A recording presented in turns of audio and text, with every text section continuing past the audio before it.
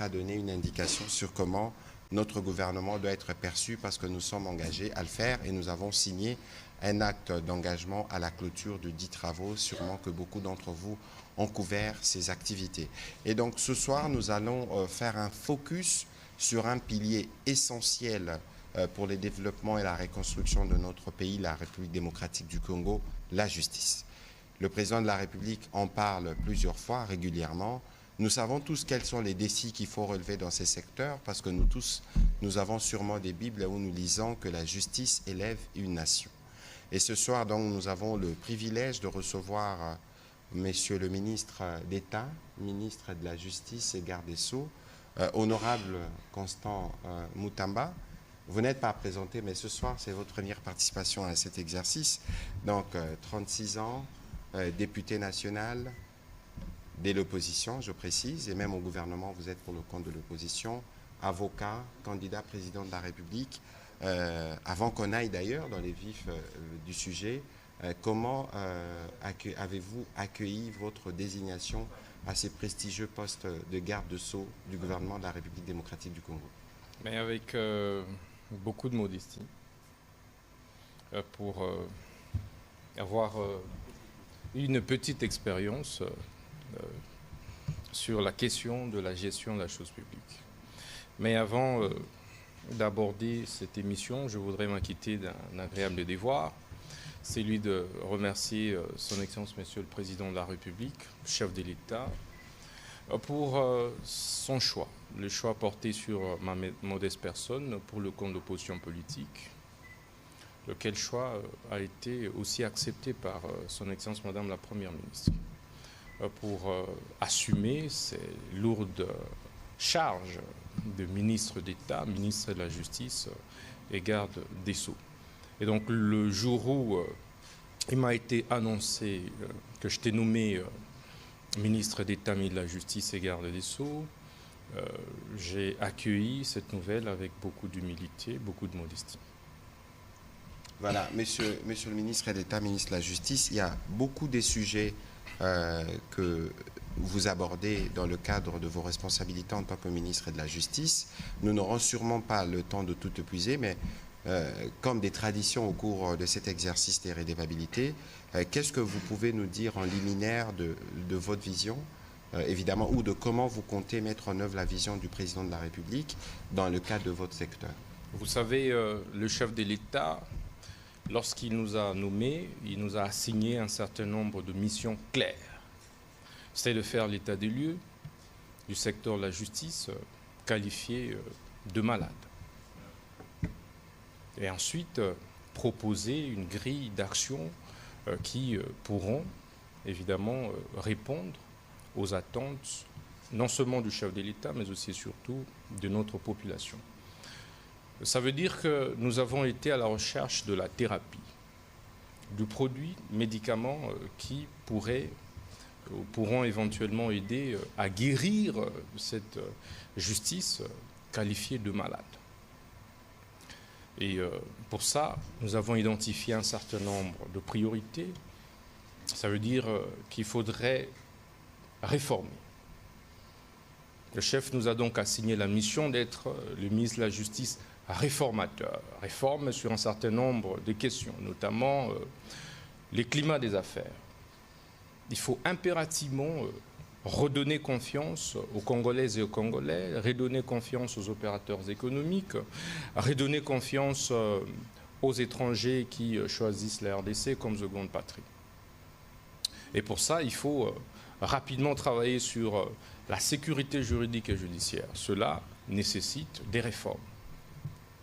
Et c'est pourquoi nous nous sommes attelés très rapidement à travailler sur un certain nombre d'initiatives, de projets, des textes qui tendent évidemment à protéger les entreprises, services, établissements publics des saisies intempestives et barbares de leurs comptes, mais aussi nous avons travaillé sur un texte qui institue ce qu'on appelle en droit comparé la caution judiciaire, mais dans notre droit, c'est la consignation des frais. Le chef nous avait dicté de travailler sur ces deux textes en urgence, lesquels ont été adoptés au dernier Conseil des ministres. Nous nous sommes également attelés à travailler avec les huissiers de justice pour mettre en place une commission mixte qui devait désormais toiletter le processus d'exécution des décisions de justice. Parce qu'il s'est avéré que malheureusement, la plupart des doléances, des jérémiades, des justiciables relevaient plutôt des exécutions, des mauvaises exécutions des décisions de justice. Tantôt, puisqu'il s'agissait, ou il s'agit des jugements iniques, généralement assortis des clauses exécutoires sur minute, et donc c'est des clauses dolosives qui mettent en mal les entreprises publiques ainsi que les entreprises privées.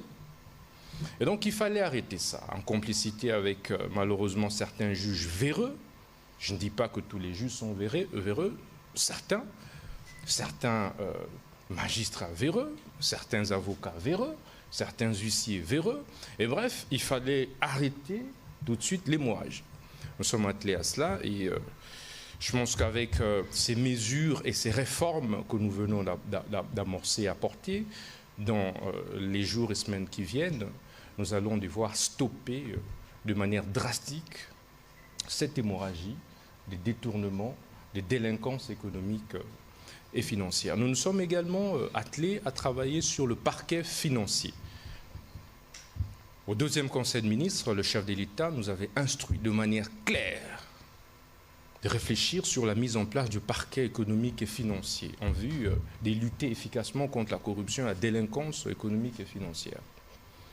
Nous avons travaillé sur le texte que nous avons soumis à la Commission permanente de réforme du droit congolais. Et donc le texte est quasi prêt.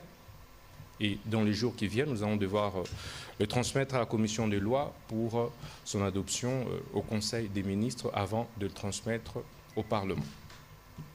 Nous avons également travaillé sur l'assainissement du secteur de culte et association. Comme vous le savez, il y a eu une anarchie inédite dans les secteurs des cultes et associations. Quiconque s'est réveillé et se faisait appeler apôtre, voire pape. Donc même moi, je pouvais m'octroyer le titre de pape Constant Moutaba. Et donc, il fallait vite arrêter cela, où vous avez une floraison d'églisettes, ou mieux églises, sur chaque coin de rue. Et nous avons mis en place une commission, après plusieurs séances de travail avec tous les chefs religieux, nos prélats catholiques, les protestants. J'ai rencontré tous les responsables, le président des LCC et bien d'autres. Réveil, Kimbanguiste et autres. Nous nous sommes accordés qu'il fallait assainir. Et nous avons mis en place une commission qui a travaillé sur les mesures drastiques d'assainissement. Et le samedi dernier, nous avons clôturé les travaux et les mesures ont été rendues publiques. Entre autres, nous avons interdit, de commun accord, de trouver des églises dans un rayon de 500 mètres. Donc il faudrait créer une distanciation pour permettre aux enfants, à nos enfants, pour permettre à nos populations de pouvoir respirer pour ceux, par exemple, qui sont athées ou qui ne croient pas en ces églises-là. Nous avons également travaillé sur l'F92, le fameux folio 92, en fait, qui était une pratique barbare et illégale qui faisait échapper à la République démocratique du Congo des millions et des millions de dollars. Alors, qu'est-ce que nous avons fait sur cette question? De manière courageuse, nous avons supprimé cette affaire des F92 pour faire revenir tout le monde sur la légalité. Seule la personnalité juridique est reconnue dans notre droit. C'est la loi de 2001 sur les associations et établissements d'utilité publique. Mais alors, sur cette question, nous avions d'abord accordé 1 mois. Ensuite, nous venons de prolonger ce délai des 90 jours. Mais ceci nous a permis, en 3 semaines, de décupler les recettes du ministère de la Justice seulement dans ces secteurs des cultes et associations. La semaine prochaine, au mieux d'ici la fin de cette semaine, nous allons devoir, après conciliation de compte avec la DGRAD, publier les chiffres que la République a captés à partir de cette réforme courageuse. Et ceci étant, nous avons décidé de signer des personnalités juridiques conformément à la loi. Et c'est ce que nous faisons maintenant. Et Nous avons également instauré le système de permis d'exercice de culte. Tu ne peux plus te réveiller un bon matin, tu n'as pas fait la théologie, tu n'as aucun prérequis et te faire appeler pasteur. Il y a eu beaucoup d'abus. J'ai reçu un appel divin. J'ai reçu un appel divin, comme vous l'avez dit. Voilà, j'ai reçu de la prophétie de Dieu, etc. Il y a eu beaucoup d'abus, beaucoup de couples se sont disloqués, beaucoup de foyers se sont altérés. Bref, il y a eu beaucoup de divisions sociales dues, entre autres, au phénomène Église où vous avez constaté vous-même des pasteurs s'insulter sur les réseaux sociaux. Des pasteurs, il y en a même un qui m'a pratiquement apostrophé et tout. Et donc ça doit cesser. Pourquoi? C'est des leaders d'opinion qui ont vocation à ramener la masse vers le haut. Et donc, de ce point de vue, nous avons dit désormais il faut le permis de culte. On va me dire non, il y a cette problématique qui est déjà réglée par la loi. Non, la loi ne règle pas la question du pasteur. La loi règle la question du représentant légal. C'est ce que dit la loi. Ce n'est pas le pasteur, ce n'est pas l'officier des cultes. Et nous nous sommes dit qu'il faut désormais encadrer tout ceci. Les mesures d'application concernant la délivrance de permis de culte, d'exercice de culte, seront bientôt rendues publiques. Et ceci va aussi permettre, évidemment, de maximiser les recettes de l'État, d'encadrer et de rendre efficace l'action du gouvernement. Nous nous sommes également attelés à lutter contre la dépravation des mœurs.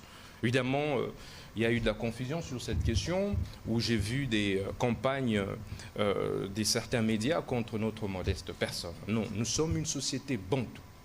Nous sommes une société traditionnellement congolaise, africaine. Et il est hors question de transiger sur les questions des valeurs ancestrales. L'Europe et les Européens ont leur culture, les Congolais et les Africains, nous avons notre culture.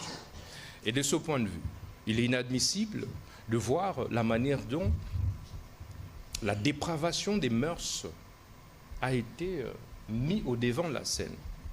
Il est anormal de voir qu'aujourd'hui, nos enfants aient pris l'habitude de faire l'apologie du sexe sur les réseaux sociaux, sur les télévisions, etc. Nous avons dit non. Que ce soit les hétéros, que ce soit les homosexuels, tous doivent faire leur pratique dans leur maison. Il est hors de question d'accepter que nos enfants puissent reproduire les antivaleurs à partir de la télé. Bon, malheureusement, ça a été mal interprété et je remercie les forces de l'ordre pour avoir évidemment travaillé avec professionnalisme sur cet état des choses. Donc il n'a jamais été question pour le ministre de la Justice de la République démocratique du Congo de pouvoir s'attaquer singulièrement aux homosexuels. Ça a été une campagne, une cabale montée de toutes pièces par les ennemis de notre peuple, les ennemis des Africains, les ennemis des Congolais. Et donc, c'est une opération qui a réussi et nous avons également à l'occasion lancé l'opération contre les nuisances sonores. Comme vous le savez, ce ne sont pas les textes qui nous manquent, mais c'est leur applicabilité ou application. Il y a des textes qui concernent, qui réglementent la problématique des nuisances sonores. On vous dit non. Il est anormal que nos enfants puissent étudier avec des bars à côté, qui mettent de la musique comme bon leur semble, avec des églises qui mettent de la musique comme bon leur semble. On ne dit pas question. Nous avons recouru et donc au texte qui répond à la question, qui protège les droits voisins, et nous avons donné des injonctions claires, aussi bien au procureur général près la Cour de cassation qu'aux autres services pour que ces lois soient d'application stricte. Ce qui a été fait, et c'est un processus en cours qui va s'étendre sur l'ensemble du pays. Et nous recevons les satisfecit, les applaudissements de la population, parce qu'il fallait du courage. Et donc, sur ce point-là, nous avons, comme vous le savez, réussi à tenter de moraliser en 3-4 semaines de notre gestion la société. Et nous avons travaillé pour faire revenir la peur du gendarme. Parce que nous nous sommes aperçus que la problématique, le vrai problème du Congo, c'est les désordres et l'indiscipline. Nous sommes donc attelés, surtout sur le plan des détournements des deniers publics, à donner des injonctions claires, à ouvrir des enquêtes judiciaires claires, de sorte que les détourneurs de deniers publics, d'abord, désormais répondent de leurs actes, mais aussi et surtout aient peur de l'argent de l'État. Et pour ça, nous n'avons pas hésité, pour votre information, à pouvoir utiliser la police judiciaire de parquet, à recourir au parquet traditionnel, parce que au regard de la loi sur les juridictions de l'ordre judiciaire, le ministre de la Justice a le droit de donner injonction au procureur général après la Cour de cassation, ainsi qu'aux procureurs généraux. Et les parquets, les magistrats des parquets sont sous l'autorité du ministre de la Justice. Évidemment, il y a de petits débats à ce sujet et nous n'allons pas nous attarder dessus, mais nous avons mis en place un cadre de concertation pour qu'on ne crie pas à la violation de l'indépendance du pouvoir judiciaire. Nous avons également créé le sceau de l'État. Comme je vous l'avais dit, il manquait un sceau de la République, un sceau de l'État. Et nous nous sommes attelés à pouvoir créer un autre spécimen. Nous avons déjà d'ailleurs commencé à les livrer au niveau de différents services, au niveau national. Mais désormais, plus aucun service de l'État ne devra utiliser un sceau fabriqué à Gambela ou fabriqué à Zambie. Il revient au ministre de la Justice et garde des Sceaux de pouvoir mettre à la disposition de tous les services de l'État, à commencer par la présidente de la République, la primature, jusqu'au niveau des administrateurs du territoire. Chose qui se fait déjà. Nous allons devoir présenter officiellement cela au chef de l'État parce que la commande de sceau de l'État a été passée à l'étranger. Et peut-être qu'il faut penser à conclure cette partie introductive pour permettre aux journalistes de poser des questions et d'apporter des éléments d'éclairage. Je vous en prie, je vais chuter. Sur le plan de l'amélioration des conditions de vie des magistrats, nous nous y attelons. Nous sommes conscients que nos magistrats méritent de travailler dans des endroits, dans des infrastructures qui soient adéquates. Nos magistrats ont droit à une prise en charge médicale adéquate, etc. Nous avons déjà mis en place une commission qui travaille sur ça. J'ai personnellement saisi le président du Conseil supérieur de la magistrature et nous y travaillons. Nous avons également, nous sommes également attelés à moderniser les services de l'administration. D'abord, en bancarisant tous les frais de justice. La commission a fini son travail. Plus aucune caution, aucun cautionnement, aucune amende ne devra être payée en liquide. Nous voulons capter tous les frais de justice qui étaient jusqu'ici, qui échappaient jusqu'ici à l'État. Et pour ça, les banques vont devoir mettre des guichets avancés au niveau de chaque juridiction, de chaque parquet, de chaque police judiciaire. Nous avons également travaillé sur la numérisation. Comme vous le savez, il faut désormais que le président de la République, le ministre de la Justice, à partir de là où il se trouve, puisse voir quels sont les prisonniers qui sont entrés à Makala aujourd'hui. Parce que la difficulté que nous avons aujourd'hui, même avec les vieilles images qui ont été publiées, diffusées par TV5, c'est parce qu'il n'y a pas eu un système de numérisation de l'administration pénitentiaire et judiciaire. Et pour ça, nous avons travaillé également sur les désengorgements des prisons. Dès notre prise de fonction, nous avons visité de prisons et nous sommes effectivement rendus compte des conditions parfois difficiles dans lesquelles vivent certains prisonniers. Mais il faut avouer que sur le plan de la prise en charge, nos prisonniers mangent 2 à 3 fois par jour. C'est moi le ministre de la Justice. Je sais l'enveloppe qui est débloquée par la République. Monsieur le ministre, donc, je crois que sur ces sujets, il y aura des questions qui reviendront. J'attends. Et je pense aussi que dans le cadre de l'action que vous avez commencée, nous allons nous assurer que dans le cadre de cet exercice de redevabilité, que nous puissions voir, évidemment dans les conditions qui seront autorisées, de faire des tours dans quelques prisons pour nous assurer qu'il y a des efforts qui sont fournis pour améliorer les conditions carcérales. Et donc, Monsieur le ministre, si vous autorisez, nous allons... Je vais chuter. Allez-y, allez-y. Donc aujourd'hui, Aujourd'hui, vous pouvez désormais entrer sur le site officiel du ministère de la Justice et Garde des Sceaux, où vous trouvez tout dedans. Ça n'a jamais existé. Tout a été numérisé. La question des certificats de nationalité. Savez-vous qu'avant, on délivrait nos certificats de nationalité aux étrangers? J'ai mis en place une nouvelle procédure de délivrance qui passe par la contre-vérification de la DGM et de l'ANER. Ceci nous a permis de dénicher autant de demandes de certificats de nationalité de la part des étrangers, s'il vous plaît. Et je pense qu'il y a eu une fuite d'ailleurs, la fuite d'une lettre de la DGM à ce propos. Donc pendant des années, nous nous sommes livrés à nous faire infiltrer nous-mêmes. Et j'ai arrêté ça. Nous avons également travaillé sur le front judiciaire national. Travailler pour voir dans quelle mesure accompagner les efforts de guerre de nos FARDC, les efforts diplomatiques du chef de l'État. Mais au niveau interne, comment? C'est évidemment en activant un certain nombre d'actions qui relèvent effectivement et juridiquement, légalement de notre pouvoir pour pouvoir faire reculer le Rwanda qui est notre principal agresseur.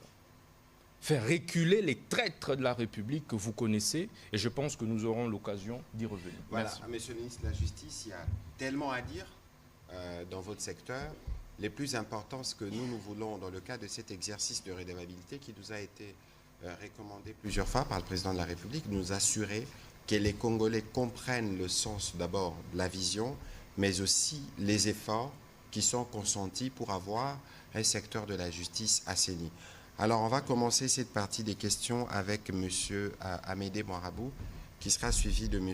Oscar Mbal. Avancez, s'il vous plaît, une question pour être sûr que nous en récoltons les maximums.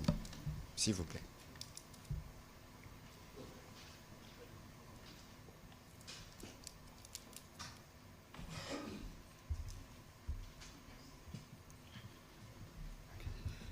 Merci pour la parole, Monsieur le Ministre. Monsieur le Ministre d'État, actualité oblige. Ce mercredi va démarrer un procès contre Corneille Nangaa, le chef rebelle du mouvement Alliance Fleuve Congo. Qu'en est-il exactement? C'est quoi le message que l'RDC veut passer? Monsieur le ministre. Merci beaucoup, Monsieur Amédée. Vous savez, nous ne voudrions pas préjuger du fond au risque de violer l'indépendance du pouvoir judiciaire. Le juge est indépendant. Il ne revient donc pas au ministre de la Justice de pouvoir s'immiscer des actions judiciaires. Mais tout ce que nous pouvons faire au regard de la loi, j'ai le pouvoir d'injonction sur les parquets, sur les auditeurs. Et à ce propos, évidemment, nous avons travaillé pour que l'instruction préjuridictionnelle s'accélère. Et à partir du moment où l'auditeur ou l'auditorat s'est débarrassé du dossier et a saisi la juridiction compétente, ça veut dire la cour militaire de la Gombe, qui a été choisie comme juridiction compétente, eh bien, nous attendons l'issue du procès. Et donc, ceux qui sont accusés devront répondre, présenter leurs moyens de défense. Ben, si le juge estime que ce pourquoi ils sont accusés, ça veut dire, j'ai lu ces crimes de guerre, trahison et autres, ben, ils vont répondre devant le juge. Voilà, merci de la clarté de la réponse. On va prendre la question de M. Oscar Mbal. Et puis ce sera à M. Eric Izami. Excellence, merci pour la parole. Je voudrais rebondir sur une question d'actualité. En début d'après-midi, la porte-parole du chef de l'État a lu une ordonnance portant révocation du coordonnateur du PDDRCS, M. l'abbé Jean Bosco Baala. Et un jour avant, Excellence, Monsieur le ministre des Médias, vous avez fait un tweet selon lequel aucune personne n'a été mandatée pour engager une quelconque discussion à Kampala. Dites-nous qu'est-ce qui s'est passé exactement. Parce que dans les réseaux sociaux, nous voyons déjà une note d'émission signée par un membre du gouvernement statutaire. Ça veut dire qu'il a voyagé officiellement. Nous voulons avoir de l'éclairage. Qu'est-ce qui s'est passé exactement à Kampala et avec ces rebondissements assortis d'une révocation. Peut-être une petite question au ministre de l'État de la Justice. C'est le deuxième volet de ma question. C'est une seule question avec deux volets. Vous parlez du désengorgement de prison parce que les CPRK, les centres pénitentiaires, par exemple de Makala, vous dites centre pénitentiaire et de rééducation. Il y a des prévenus qui sont condamnés à 20 ans de prison, à 15 ans de prison.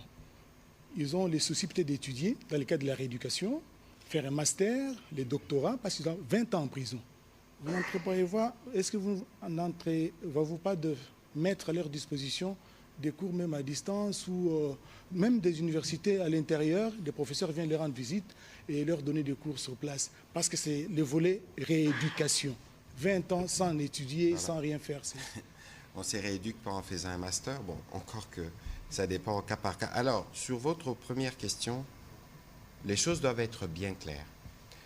Je pense que vous avez perçu, comme nous, l'agitation qui s'observe dans les groupes des terroristes. Une agitation et un empressement à penser pouvoir qui peuvent avoir l'occasion de se retrouver avec le gouvernement autour d'une table pour discuter de quoi que ce soit.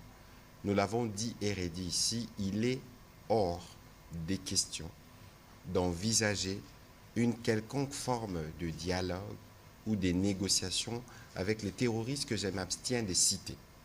Le cadre où les discussions peuvent se faire, c'est à Luanda. Avec le Rwanda, c'est le cadre qui a été choisi parce que vous avez suivi à la lumière de ce qui a été dit dans le rapport d'experts des Nations Unies que les terroristes, etc., n'existent pas ou ce ne sont que du supplétif. Donc, il est hors des questions d'envisager, et ça, c'est la position traditionnelle. Deuxièmement, même si alors, par l'absurde, nous disions que nous devions discuter avec eux, pensez-vous que c'est les coordonnateurs du PDD-RCS que le gouvernement aurait mandaté? J'ai cru lire, parce qu'il y a eu encore une fois beaucoup de manipulations sur les sujets, en disant qu'il y a une délégation de haut niveau du gouvernement. De quel haut niveau parlons-on là? Et vous avez suivi la réaction de lui-même, l'abbé Baala, qui a dit qu'il n'était pas là-bas pour la mission ou pour ce qui lui a été attribué. Quoi qu'il en soit, il y a eu ambiguïté dans notre opinion.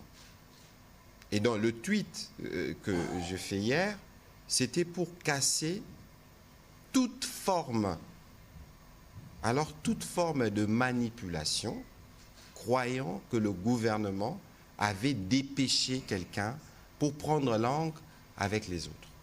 Et donc ici, il y a évidemment une enquête qui a commencé pour en connaître les détails, mais visiblement, il semble que si s'avère que l'abbé Baala a eu une quelconque forme de discussion avec ces terroristes, nous le saurons, parce que lui-même, il doit venir s'expliquer sur ce qu'il en est exactement, pourquoi on les lui a attribués.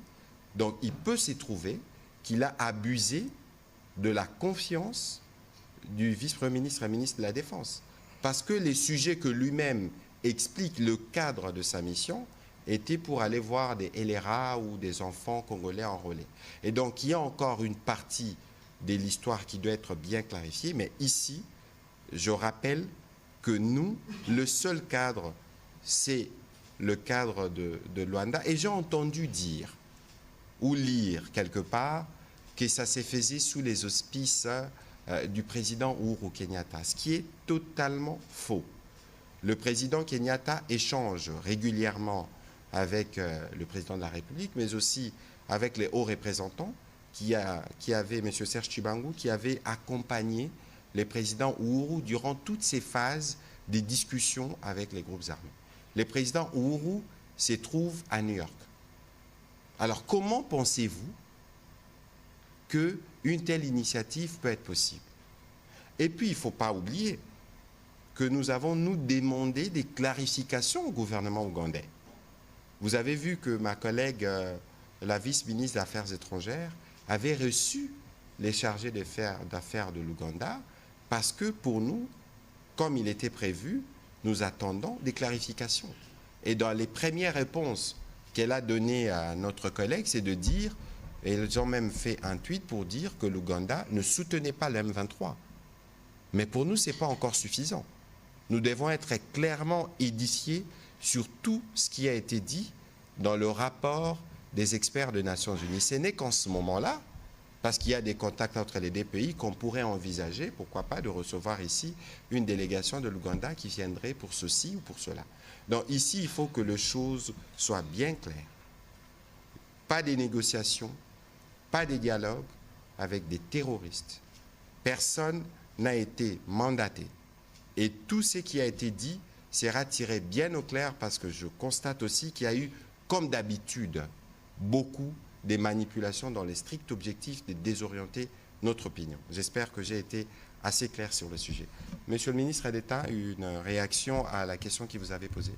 Merci, Monsieur le ministre de la Communication. Rapidement, avant de pouvoir répondre à votre question, je voudrais rappeler que dans l'affaire qui va demain opposer l'auditeur supérieur avec les groupes de Corneille Nangaa, il s'agit d'une procédure par défaut pour certains et contradictoire pour d'autres. Et il ne faudrait pas que l'on confonde. Notre code de procédure pénale, en ses articles 80, prévoit bel et bien cette procédure-là. C'est donc un peu l'équivalent du procès par contumace en droit comparé.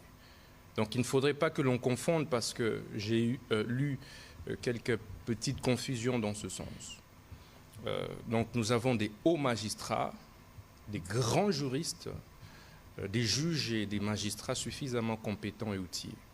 Donc ce n'est pas anodin qu'ils vont ouvrir demain ces grands procès publics et historiques. Et je voudrais maintenant rapidement revenir sur votre question, désengorgement. Vous savez, je voudrais également rappeler que le gouvernement de la République, à travers notre modeste personne, et sur la base des instructions du chef de l'État, son Excellence Félix Tshisekedi, n'a pas attendu la publication d'une quelconque image pour pouvoir lancer le processus en cours de désengorgement de toutes les prisons.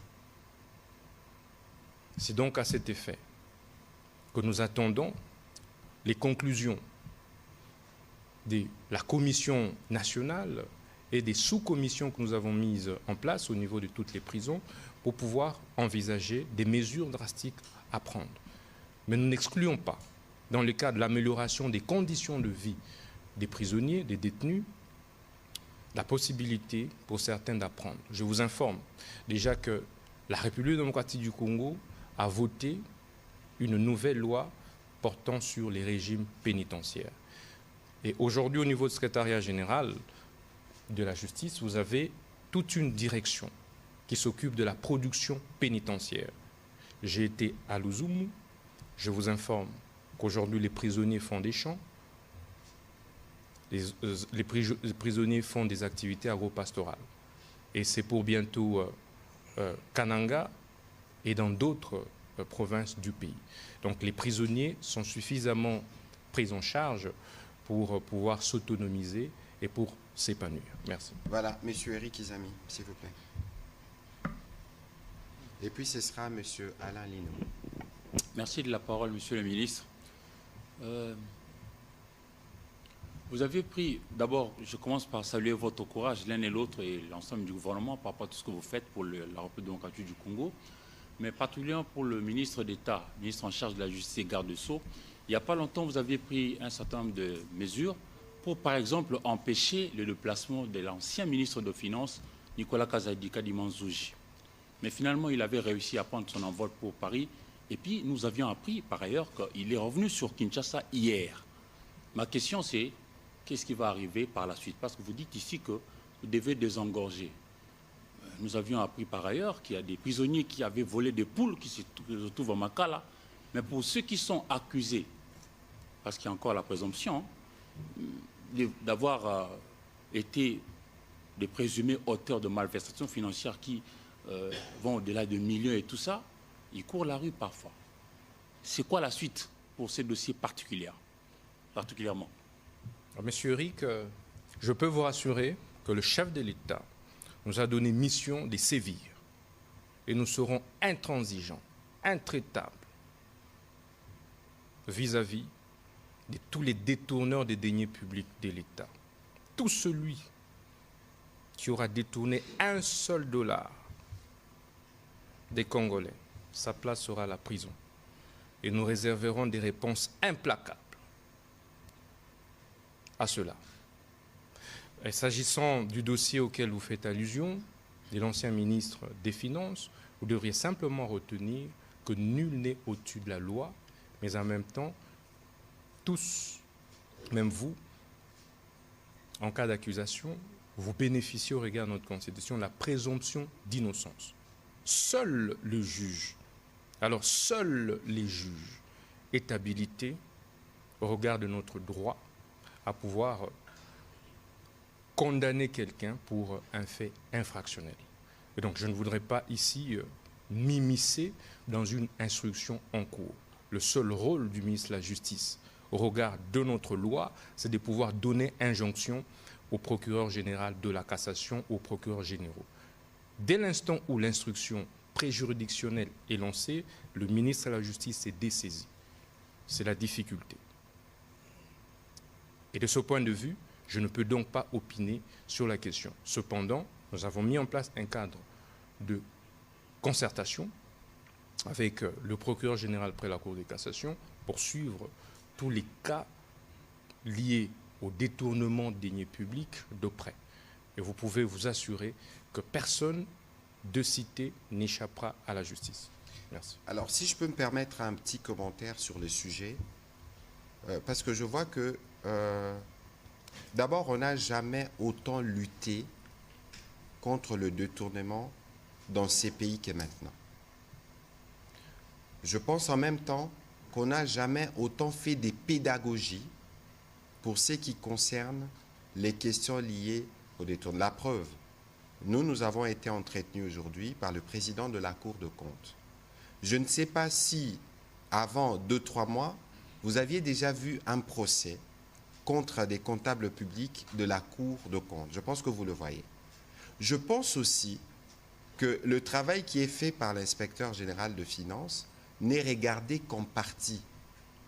Évidemment, il y a le volet de la publicité autour des quelques cas dont on parle, mais il faut regarder le travail qui a été abattu au sein des administrations.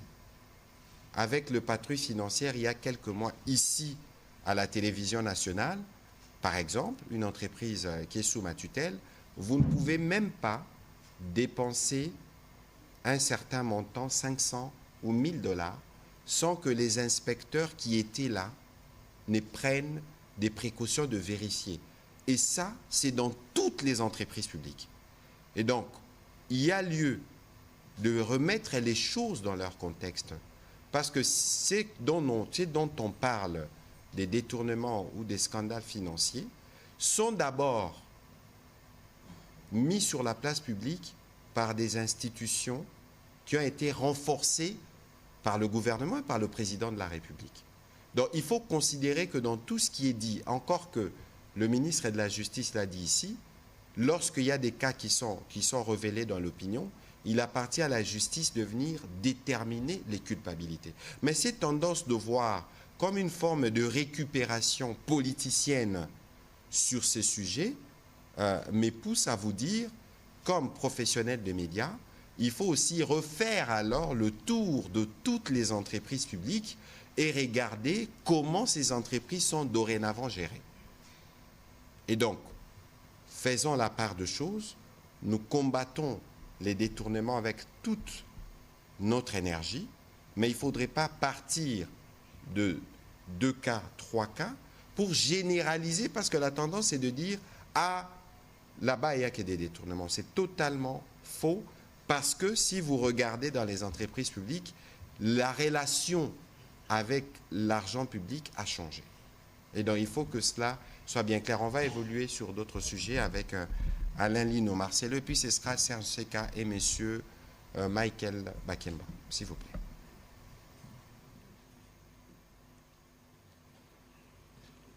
Bonsoir, merci. Alain Lino Mwamba pour Digital Congo. Félicitations, excellence pour votre nomination. Merci Alain. Une question pour vous. J'ai même lu un article de presse un peu qui dérange un peu, Constant Moutamba, le populiste. Alors, vous avez ici dressé les grandes lignes des missions qui sont assignées à votre mandat. Je vais peut-être parler de numérisation de l'administration de justice, mise en place des nouvelles mesures de délivrance de certificats, conditions de vie des magistrats, plus d'amendes en justice payées physiquement. On a comme l'impression que vous voulez tout arranger du coup, alors qu'il y a beaucoup de choses à faire. Et c'est un très grand chantier. Et beaucoup craignent que vous vous éparpillez un peu. On ne sait pas combien de temps a ce gouvernement sominois. Peut-être que le temps ne sera pas assez en votre faveur pour trouver des solutions. Parlons par exemple du désengorgement. Il faut peut-être construire des nouvelles prisons, en dehors de laisser partir des prisons les personnes qui atteignent presque le délai de leur sentence. S'il faut prendre quelques prisonniers, emmener à l'intérieur du pays, il faut moderniser les prisons, parce que même à l'intérieur du pays, les prisons sont pleines. Les moyens, est-ce que vous en avez? Est-ce qu'il ne vous faudrait pas peut-être viser les grandes priorités pour bien faire? Voilà. Merci Alain. Très rapidement, constant populiste, je dirais d'abord il faut des actions qui confortent la population.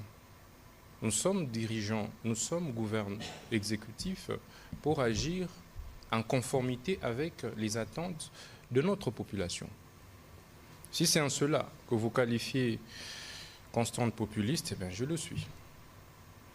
Mais sur la question des résultats, je viens de vous annoncer que le chef nous a instruits sur des réformes courageuses. Et nous avons pris des textes courageux. Je pense que M. le ministre de la Communication a repris cela dans les comptes rendus du gouvernement. C'est un secret des polichinelles aujourd'hui. Donc d'ici la semaine prochaine, vous allez ressentir les effets de ces réformes courageuses.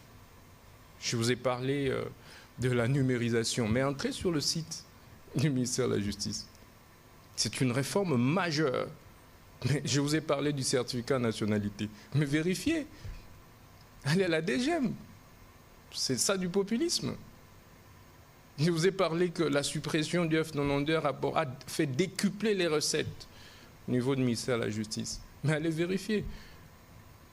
Et donc, bref, c'est des mesures concrètes. Seulement, le chef de l'État ne nous a pas nommés pour des discours. Le chef de l'État et la première ministre attendent de nous, ministres, des actions. Et je suis dicté par la seule volonté d'agir. Et nous agissons au quotidien. Nous avons de l'énergie pour ça. Vous savez, au vu des défis qu'il y a actuellement, le pays a besoin des hommes et des femmes courageux et audacieux, d'action. Lorsque le chef de l'État me dicte une instruction, moi je ne dors pas. Vous savez, à 36 ans, le chef fait de vous ministre d'État, ministre de la Justice et garde-sceaux. C'est l'un des portefeuilles de souveraineté, parmi les 4. Tout ce que je peux retourner en retour au président Tshisekedi, c'est mon dévouement. S'il faudra veiller, réduire les heures de sommeil, je le ferai. C'est ma loyauté ferme et indéfectible. Je ne viens pas pour m'amuser. Parce qu'il pouvait faire autant à tous les autres. Je vous rappelle que depuis 60, je suis le plus jeune ministre de la Justice et garde-sceaux. Et donc, qu'est donné en retour? C'est mon engagement. Et les résultats sont palpables. Nous avons donné des bus aux agents de l'administration, allez poser la question. Nous avons doté la police judiciaire des véhicules d'opération. Ça a existé seulement à l'époque des Singaoudjou, mais c'est du concret. Donc en un mois, nous avons réformé systématiquement. Et vous pouvez faire passer votre micro-baladeur au niveau du ministère de la Justice. On chante les chefs de l'État matin, midi, soir à cause des réformes que nous apportons. Aujourd'hui, tout le monde, tout gestionnaire a peur. Parce qu'on dit que, attention, Moutamba risque de nous humilier. Tout le monde qui conduit mal, attention Moutamba. On me colle même beaucoup de déclarations à cause de la rigueur que nous avons imprimée sur la base des instructions du chef de l'État. Merci. Voilà, on va prendre la question de M. Serge Tseka.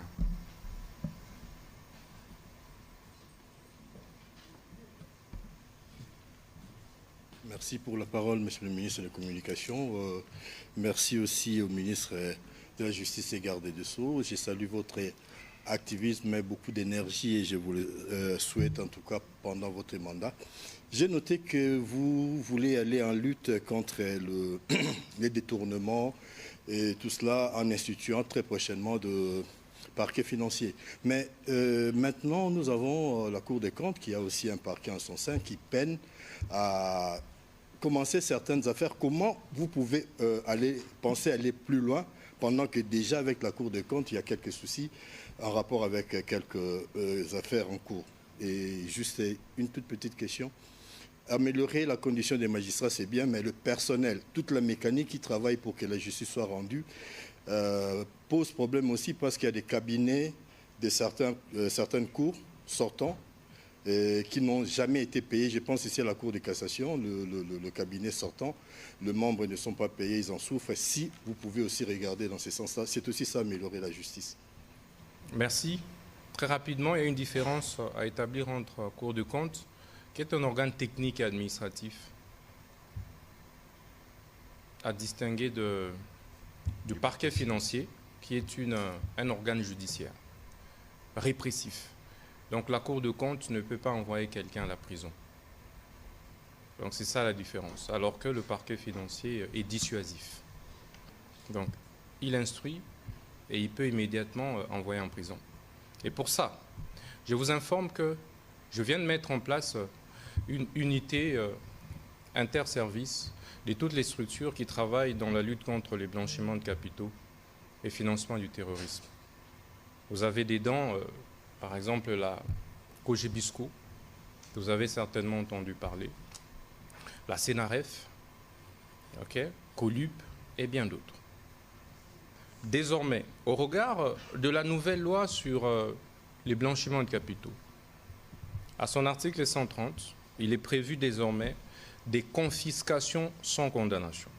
C'est pourquoi, même pour des dossiers déjà en cours d'instruction au niveau des parquets ou des juridictions, sachez que nous avons mis en place un autre mécanisme d'enquête parallèle contre les blanchiments de capitaux.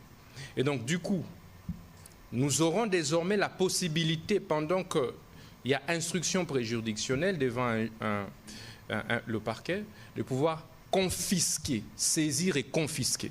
Donc voilà l'innovation que nous venons d'apporter. Désormais, vous allez voir des confiscations, saisies et confiscation des biens.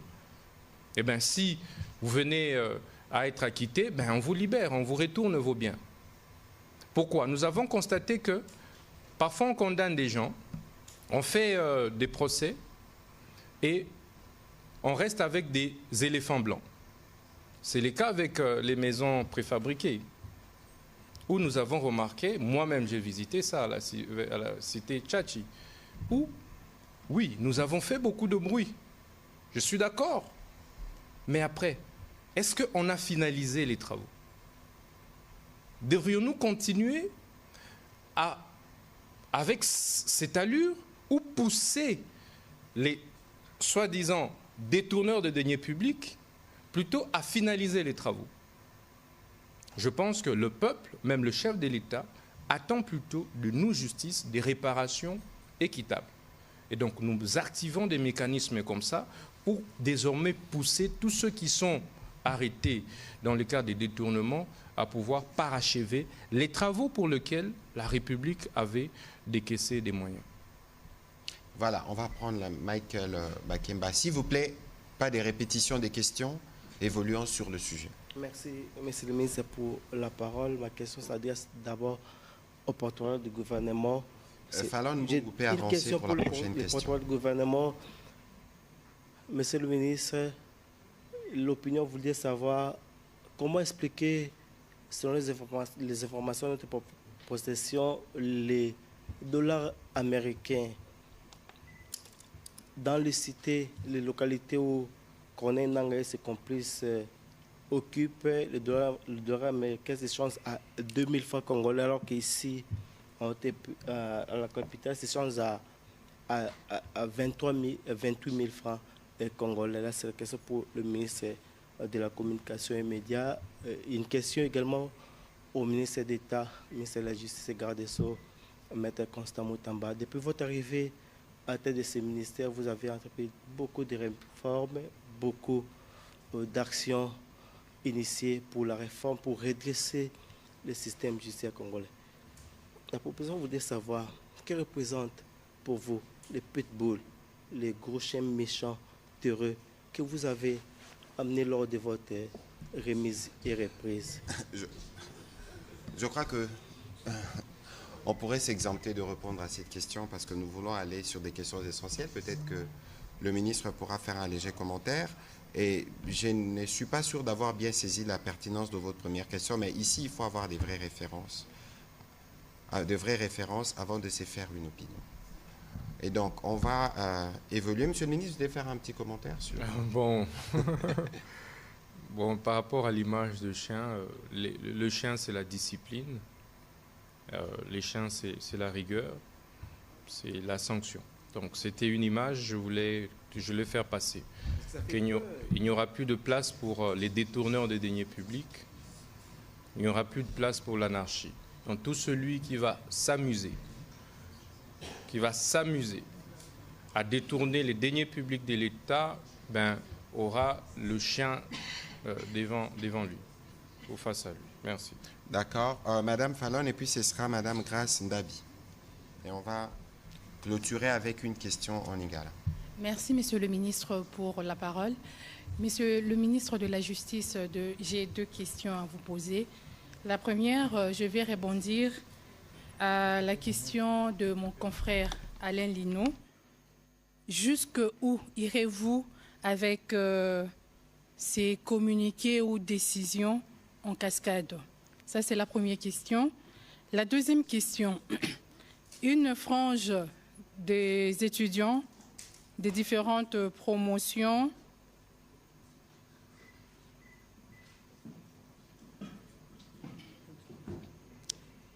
je disais, une frange des étudiants des différentes promotions de médecine allant de 2017 à 2018, j'en passe, cherche à intégrer l'ordre de médecins. Mais il se pose une condition, celle de passer au test. Or, selon l'ordonnance portant création de l'ordre de médecins, ces fameux textes n'existent pas. Alors, pour couper cette hémorragie, le futur médecin ont saisi le Conseil d'État, la Cour constitutionnelle. Il n'y a pas toujours eu de retombées positives. Alors, ils ont décidé de vous saisir personnellement. C'était le 18 juillet dernier. Où en êtes-vous avec ces dossiers? Merci, madame. Par rapport à la question principale, ce que nous devrions tous retenir, c'est que le ministre n'agit pas par voie de communiqué. Au regard de notre Constitution, le ministre agit par voie d'arrêté. Et par moment, il peut signer des circulaires et des instructions, selon le cas, pour organiser le service interne qui relève de son ministère. Les communiqués relèvent plutôt du service de communication du cabinet du ministre. Dans tous les communiqués que vous voyez là circuler, ce n'est pas le ministre. Puisque la diffusion des documents officiels est une infraction, on ne peut pas balancer sur les réseaux sociaux la signature du ministre d'un document officiel signé. C'est pourquoi, généralement, on résume une décision forte que le ministre a prise soit par voie d'arrêté, soit qu'il a signé une circulaire ou instruction, on rend ça public à travers le communiqué de la cellule de communication. Il n'y a donc pas floraison, comme je vous ai dit, il y a énormément de priorités au ministère de la Justice. Seule la justice élève une nation. Donc il y a énormément de priorités. Et nous continuerons à faire autant. Pour les dossiers de médecins, nous sommes en train de travailler dessus, effectivement. Donc j'ai mis en place une commission. Quand je vous ai dit, le ministre n'est pas un omniscient, n'est pas non plus omnipotent. Le ministre s'assoit, se repose sur des experts. Et donc j'ai mis en place une équipe d'experts pour pouvoir travailler sur la question de nouveaux médecins issus des universités privées. Et je pense que de commun accord, nous allons devoir trouver une solution avec l'Ordre national des médecins. Merci. Voilà, alors on va prendre la question de Madame Grace Ndabi. Je vais demander à Onassis Mutombo d'avancer, à Benoît Niemba qui poseront la question en série. On va terminer avec la question en lingala de M. Fabrice. Allez-y. Monsieur le ministre, pour la question. Merci pour la parole. Les gros de mes questions ont été déjà posées. Mais Monsieur le ministre d'État, votre détermination, engagement, vu par certaines personnes comme de la fuite de la jeunesse, vous êtes engagé à guérir notre justice de sa maladie. Est-ce que vous serez déterminé jusqu'à la guérison de cette justice? Vous allez garder l'allure? Merci beaucoup, madame. Comme je vous ai dit, j'exécute les instructions. Je suis comme une mule. Le chef m'a confié la responsabilité de redresser l'appareil judiciaire. Donc, tant que je ne vais pas lui donner une justice redressée, je ne dormirai pas. Et je vous informe que Patrice Emery Lumumba, que nous célébrons tous comme héros, est décédé à 36 ans, donc à mon âge. J'ai donc le choix entre sortir par ce ministère, sortir de ce ministère par la petite porte ou profiter de l'opportunité que le chef m'a donnée et entrer dans l'histoire et qu'un jour, l'histoire, les générations futures diront que voilà, nous avons connu un ministre de la Justice, comme aujourd'hui on parle de Singa Uju, de Kengo Adondo et bien d'autres. Voilà, on peut essayer de nous focaliser sur les questions qui concernent le travail du ministre. Monsieur Onassis Mutombo, allez-y s'il vous plaît. Merci Monsieur le ministre. Juste une question au ministre de la Justice. Certains artistes pensent qu'il est temps de supprimer la Commission nationale de censure des chansons. Quel est votre avis? Nous travaillons sur ça avec la collègue ministre de la Culture et Arts. Je pense qu'il serait prématuré d'aborder les choses sous cet angle-là. Après un état des lieux profond, nous nous ferons une idée de ce qu'il faudra réellement apporter comme thérapie au problème de la commission de censure. Merci. De toute évidence, il est prévu une concertation tripartite entre le ministre d'État, ministre de la Justice, le ministre de la Communication et de la ministre de la Culture qui interviennent dans les traitements de cette question sur la censure. Peut-être que les mots censure ne paraissent plus très adaptés pour certains. En tout cas, d'après ce que la ministre de la Culture m'a dit, nous allons continuer les réflexions et les moments venus, nous communiquerons à ces sujets.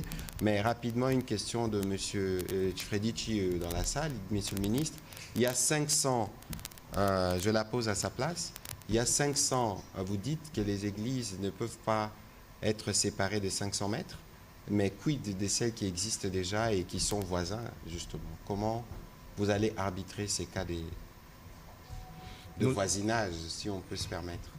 Ben, je crois que notre Dieu est un Dieu d'ordre.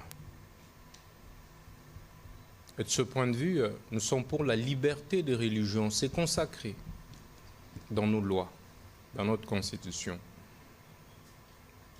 Mais nous voulons simplement éviter l'anarchie. Voyez-vous qu'il y ait des églises qui se suivent comme c'est le cas aujourd'hui. ça crée les désordres, ça crée l'anarchie. Et le cadre de concertation que nous avons mis en place avec les grands chefs religieux réfléchit sur les mesures d'application de cette mesure, de cette circulaire. Et ces mesures-là seront rendues publiques. Nous avons accordé un délai de 90 jours pour que les églises puissent se conformer. Et avant ces 90 jours, nous aurons déjà finalisé et nous rendrons publiques les modalités d'assainissement et de mise en application de cette grande mesure-là. Mais je crois qu'il y a un élément essentiel que tout le monde doit intégrer. Il y a un processus des réformes qui a été engagé, des décisions ont été prises, en tout cas la ligne a été tracée, mais c'est des choses qui ne se feront pas de manière automatique. On vient, on impose. Tout de suite il y a ceci, tout de suite il y a cela, parce qu'il y a une situation antérieure, un contexte qui a conduit à tout ça. Ici, au-delà de ce qui sont pris, de ce qui sont annoncés comme mesures, il y a un cadre de concertation qui permette de définir un délai minimum. Nous étions avec la première ministre Judith Souminois à Goma, où plusieurs ONG humanitaires lui ont posé la question, c'est qu'ils adviendraient parce qu'on a supprimé les F92. Je crois qu'il y a un processus de concertation qui doit permettre aux uns aux autres de comprendre la volonté du gouvernement, de remettre de l'ordre dans ces secteurs. Et je pense, comme il a dit, Dieu est un Dieu d'ordre. Tous les hommes des dieux pourront souscrire à ces principes qui leur permettra d'ailleurs de bien exercer leur travail d'encadrement spirituel. Alors, M. Benoît Nimba, il me semble que votre question, il y a une réponse qui a déjà été donnée en liminaire sur les sceaux, justement. Non, Excellence. En fait, on est sur un projet de reportage sur l'existence de communautés LGBT à Kinshasa. Excellence, Monsieur le ministre, depuis votre dernière sortie où vous parlez de la communauté LGBT, certaines de ces communautés ont peur même d'évacuer à leurs occupations ordinaires.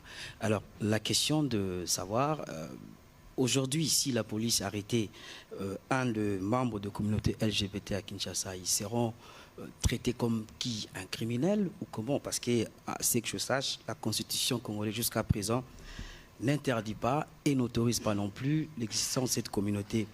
Deuxième question, rapidement, Excellence. Aujourd'hui, si vous allez visiter quelqu'un à Makala, vous devez payer des sous moyennant le jeton et le sou. Est-ce que c'est légal? Merci.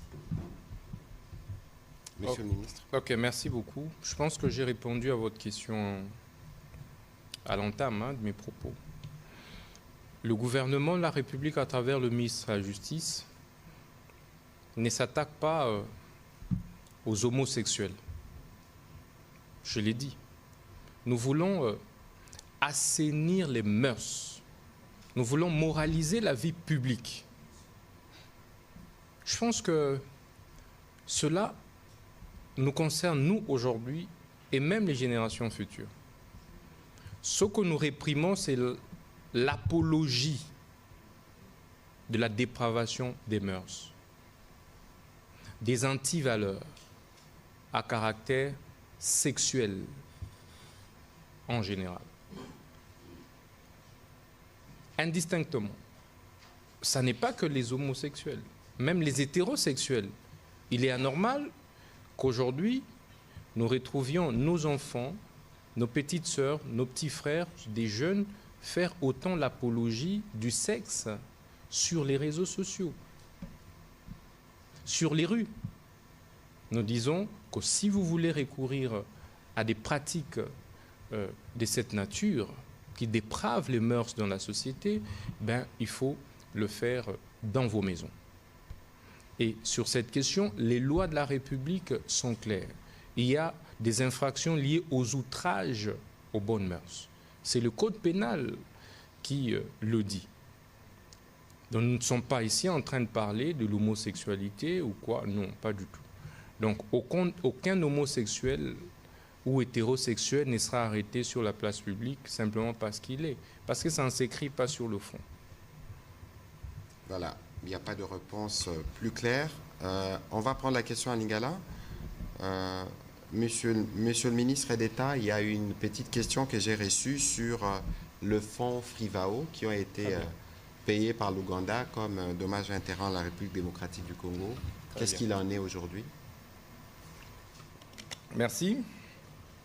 Lorsque j'ai pris mes fonctions, j'ai procédé par une méthode simple. C'est faire auditer tous les services, tout ce que j'avais trouvé. Question de dresser un tableau réel de l'état des lieux, de ce que j'ai trouvé. Faire rapport à la hiérarchie afin d'envisager des mesures d'action. C'est ce qui a été fait dans beaucoup de secteurs, y compris dans les secteurs de l'indemnisation des victimes de la guerre de Kisangani, dont moi-même je suis victime. Donc la guerre de Kisangani, je l'ai vécue. Donc la date du 2 août 1998, moi je connais cette date-là par cœur. Donc nous avons décidé de geler tout mouvement débiteur dès notre prise de fonction. Cet argent jusqu'ici n'a pas été détourné tel que les gens le disent. C'est une désinformation que je dénonce et malheureusement de la part, selon ce que j'avais lu, entre guillemets, du ministre des Finances ougandais. C'est faux et archi faux. D'abord, l'Ouganda n'a jamais payé 3 tranches. C'est 2 tranches qui ont été jusqu'ici payées, pas 3 tranches. Et de ces 2 tranches déjà payées, ça ne représente pas le montant que le ministre ougandais, qui est dans une stratégie de distraction et d'intoxication, a voulu inoculer dans l'opinion. Nous allons recevoir les rapports, je pense probablement demain. L'IGF nous a fait part et les travaux vont reprendre. Les victimes de Kisangani seront indemnisées. Les travaux pour lesquels ces fonds ont été destinés seront réalisés. Alors, ici, il faut rappeler que l'Ouganda a été condamné par la Cour internationale de justice à des frais de réparation d'indemnisation de l'ordre de 365 millions de dollars, si mes souvenirs sont bons, payables en 5 annuités. Et les annuités sont dues à chaque mois de septembre. Donc, il y en a eu pour l'année dernière, 2023-2022. Voilà. Et donc, le prochain mois, c'est en septembre qu'ils paieront la 3e tranche et que tous ces fonds serviront strictement à réparer des dégâts causés par les victimes de ce qui s'est passé. D'ailleurs, Monsieur le ministre d'État, cette année, je pense que la cérémonie du Génocos, nous la ferons à Kisangani. Alors, on va prendre la dernière question en lingala. Fabrice, Ozamana Souka Morolia Mingite, Mutuna Yamukuse, ministre au Etali Makambia Justice au Kolobango na lingala, Ape Sabiyano, Bande Kobazo Landananda. Matundi Mingi Thomas Patrick Mouyaya, solo, moi mitune ali ebele, mais Tokozata mi balé pour na Ntoma Koangela Kamambia, Bosembo Ekolo Congo démocratique, qui solo, Bosembo nde etombolaka Ekolo, Tomoni, Elenge, Thomas, Constant Mutamba, Telemina, Bopikiliki pour na Bosembo la Penda, Bosembo Ekolo Congo démocratique. Mais wana Tomoni, Mwana Mboka, Gilles Alingeti, Otukotanga, Kombo ya IGF na Mosala, Dali Kosala, Nkumu Ekolo Congo démocratique, Abeta Kamaboko, Zambie, Cour des comptes à lobby. Yepe azala mwa bilinga kuna sengeli ayoka inanu soki pe mwa bilinga ezali babwaki na makala yo yambi esango wana ndenge nini yami bale ezali masolo beti ya nanga esengeli basambisa nanga awa na ngombo mukonzi Kisasa ata bokondane bwana makasi ya kosimba bokosimba ebe wapi Nantoma Patrick Mouyaya oya koyangela kamambi ya bitando solo Ntoma koyangela mambia bosemba lobi batu bako bebisa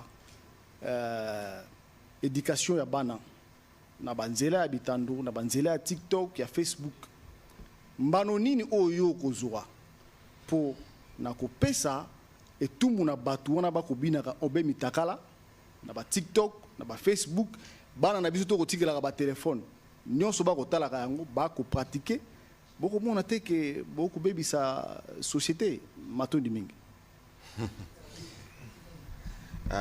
Monsieur le ministre d'État azo yanola ngana ko yanola na suka natondi obotondi ndeko mais likambo ya IGF na Cour de compte etali ministre ya justice te. Cour de compte eza institution moko organe moko technique administratif indépendant ou corrélevé na Assemblée nationale et non na ministre ya justice. C'est vrai que par rapport na ye a transmettre kango na biso ministre ya justice. Donc etali biso te. Tokoki soki mokete biso ministre ya justice ko banda ko kota na indépendance ya ba juge topé ko obstruer ba instruction préjuridictionnelle, topé juridictionnelle, to administrative, to technique te. On est ali musala na biso te. Na pona mutuna na yo sur monsieur Nanga ndenge na yamboela kibino lobby mercredi na prison ya Ndolo nde wapi procès public contre M. Corneille Nanga ezali kobanda.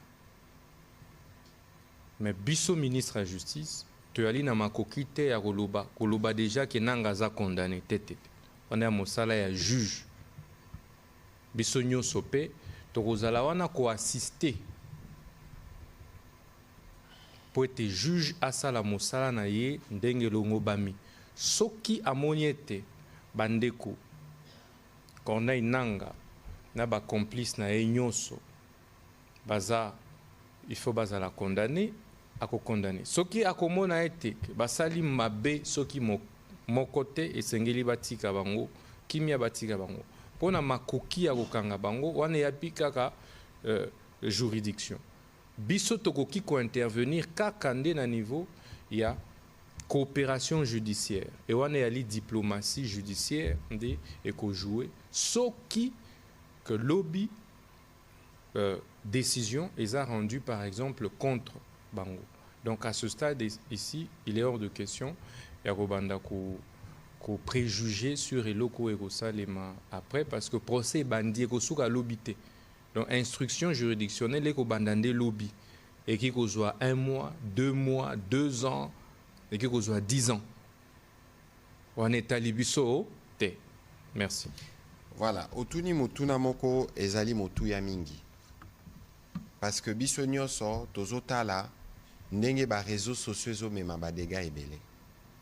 Kasi awa na makambo etali éducation tope kokola ya bana na biso, biso nyonso toza na responsabilité comme baboti. Yango soki botali pe bien na ba télévision tope na ba bouquet bomonaka ba programme mususu bakomaka -16, -12. Ba misusu pe ba alaka na ba code o balobaka code parent. Po yebi ke soki na chaîne à partir à telle heure balakisaka biloko ya malamu te okoki ko verrouiller che code po mwana na razala na accepter. Kasi discussion za makasi mingi na bolandi oyo ministre Abosemba ota kolobawa même na ba dessin animé parfois eza na ba comportement oyo eza compatible na culture oyo ya bisote. Kasi na musala oyo ba acteur misa tuto mine baza important na kati. Ngai naza na responsabilité etali ngai parce que biso to gérera o dans le poto to bengaka contenant. C'est sac ndata la kao etali contenu topé oyo biloko yo ba média et la kisaka. Na ba dimension mususu ezape bino ba pandisango. To ba o bazara na ba TV. Na ba oyo parce que to komi pe na ba catégorie ya sika. Ya bato tozo benga ba influenceur. Bango pe baza na bato balandaka bango. Kasi biloko bango ba kabolaka. Na ba réseaux sociaux na bango ezalaka biloko ya ndenge nini. Biso na bino atozo bunda po bobi ke banguna na biso tous les jours ba fabrikaka ba fake news. Baza pe awa na ba pandisango mususu awa oyo basalelaka.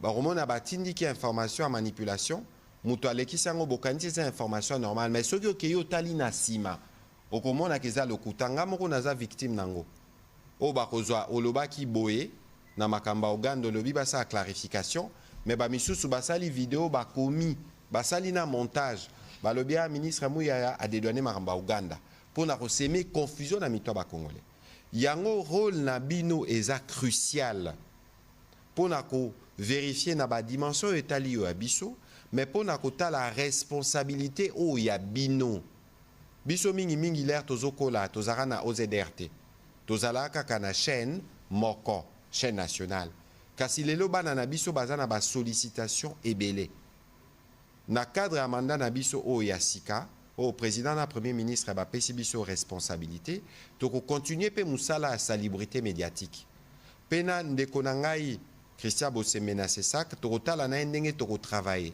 siko dimension oyo biso il faut to intégrer tokotravaille yango na ministre oyo atali makambo ya numérique poste et télécommunication parce que eza baquestion transversale eza Facebook TikTok il faut to solola na responsable nango bakambi nango po soki biso pe tomoni kelekisi tokoki pe kokata yango comme ça to protéger bana na biso. Donc, oana nyonso pona biso c'est une urgence absolue. Il y a ko travailler na ba responsable nyonso wana ba réseaux sociaux muta ko sabinote. Les États-Unis n'habite ceux qui basi ba bannir, bango pe bazaye ko prévoir ko bannir TikTok. Bon mona peke na Europe mobimba bakanga Russia TV. Chaîne à ba Russie pe bakanga. Donc kasi mukolo biso to ko télématologie chaîne oyo tozo kanga yango. Bo télématé. Bon, le beau violation à la liberté d'expression, toki nini. Parce que bisonde toza ba gardien, il y a ba valeur où il y a biso. Bisonde pe toza ba gardien, il y a ba éducation où il y a biso ba kozwa. Na rosili sa na kolobabo. Bomoni na gouvernement oyo toza na ba mama mibale. Mineta ya EPST, Madame Raissa Malou. Aza ministre ya éducation na nouvelle citoyenneté. Toza pena ministre ya jeunesse et éveil patriotique, Madame Noëlla Ayeganagato, voilà, j'ai bien dit les noms. Yepe Azana, composante, il y a éveil patriotique. Na éveil patriotique, na nouvelle citoyenneté, na communication, tozo travailler ensemble. Pour na mikolezali koya toko sale la kakabino, na bakano na bino. Poto loba, citoyenneté zanini. Éveil patriotique et zanini. Comportement nini biso tozozela na ba congolais pour na kotala ndenge nini lobby biso nyonso to me ma contribution pour Congo kende liboso. Donc kasina wana na ba boti na ba pandisango na biso nyonso il faut to chama boko to s'assurer que to protéger banana biso nde bongo to ko préparer à venir ya ekolo na biso mobimba. Je pense que la réponse a été claire. Monsieur le ministre d'État, ministre de la Justice, on a terminé cet exercice de redevabilité. Est-ce qu'il y a un petit mot que vous pouvez dire en guise de conclusion? Non, ça va. Si vous ne l'avez pas, tant mieux. Merci, Merci beaucoup à vous, messieurs et dames de la presse. J'ai vu qu'il y avait d'autres questions. Notamment, j'ai vu M. Eric qui avait des questions. Encore M. Martin Moudimbi. Nous aurons d'autres exercices de redevabilité, pas seulement avec le ministre d'État, ministre de la Justice, mais d'autres collègues viendront où nous aurons l'occasion de répondre à vos questions pour édifier ceux qui nous suivent à la maison. C'est pourquoi nous travaillons. Monsieur le ministre d'État, merci de votre participation et bonne soirée chez vous. Merci.